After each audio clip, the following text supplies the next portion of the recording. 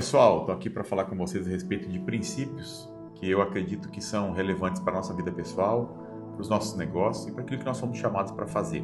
A Bíblia diz no livro de Neemias, capítulo 1, a partir do versículo 3, dizendo assim: E disseram-me, os restantes que ficaram no cativeiro, lá na província, estão em grande miséria e desespero. O muro de Jerusalém está fendido e as suas portas foram queimadas a fogo. E sucedeu que, ouvindo eu essas palavras, assentei-me e chorei. Lamentei-me por alguns dias e estive jejuando e orando perante o Deus dos céus. Interessante que nós vemos aqui o que Neemias está falando, porque ele recebe essas notícias dos seus compatriotas e ele está trabalhando em outro país, mas ele ouve as notícias. Neemias, na verdade, entende que ele precisa fazer alguma coisa, mas no primeiro momento ele fica triste, ele chora, ele se assenta. Ele busca de Deus uma direção para fazer alguma coisa. A Bíblia diz que ele ora, que ele jejua. E Jerusalém estava destruída há 140 anos, a história diz isso. Os muros estavam caídos e os muros fala de vulnerabilidade. As cidades elas eram muradas para que fossem protegidas, falando não só de vulnerabilidade, mas também de vergonha, de caos, de miséria. E Neemias então está numa posição confortável no palácio. Ele trabalhava como um copeiro do rei, um homem de mais extrema confiança do rei de um outro país, de uma outra nação, mas ele está inconformado. Depois disso, nós vemos Neemias tomar algumas atitudes, e é isso que eu quero chamar a sua e a minha atenção através desse vídeo, porque grandes líderes não ignoram ruínas, não. Grandes líderes, eles assumem responsabilidades. A sua vida está do jeito que está, você não pode transferir responsabilidades, não. Qual é a sua responsabilidade pelo resultado que você vem tendo?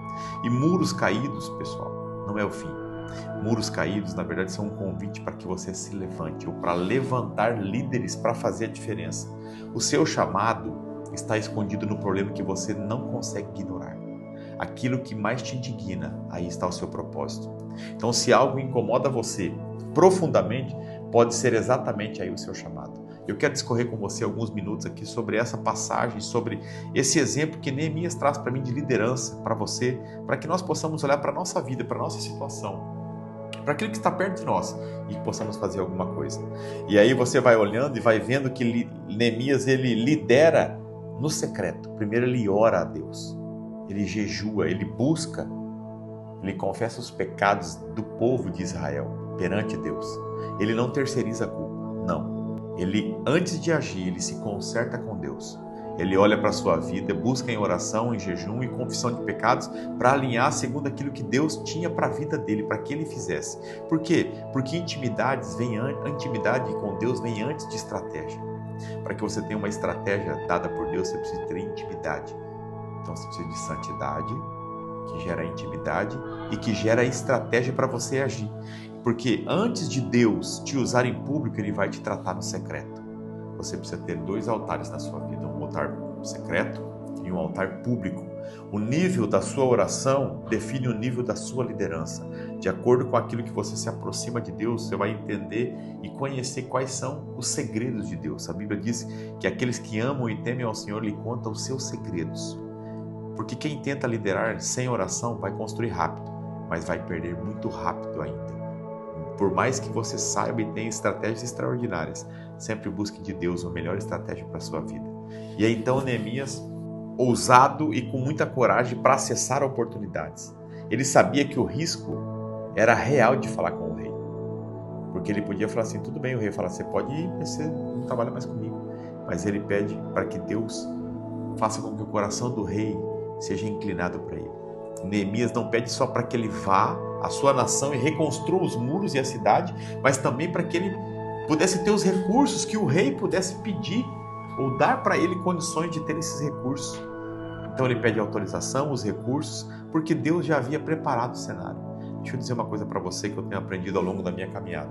O favor, ele vai encontrar quem está preparado, quem decide assumir a responsabilidade de fazer algo em prol disso. Favor não substitui preparo, ele potencializa quem já está pronto. Então você precisa se preparar ao longo da sua caminhada para que quando a oportunidade venha, você esteja pronto para fazer diferente, para ser a pessoa que pode levantar a mão e dizer, eu sei fazer, deixa comigo que eu vou fazer isso. Então pare de esperar a certeza total. Tome uma posição de fé, de clareza, de entender que Deus chamou você para fazer a diferença nessa geração, nesse mundo. E busque de Deus essa estratégia. Então eu quero definir, resumir essa minha fala baseado nisso. Primeiro, busque uma direção de Deus. Mas para ter essa direção de Deus, você vai precisar orar, jejuar. Você vai precisar confessar os seus pecados e se alinhar.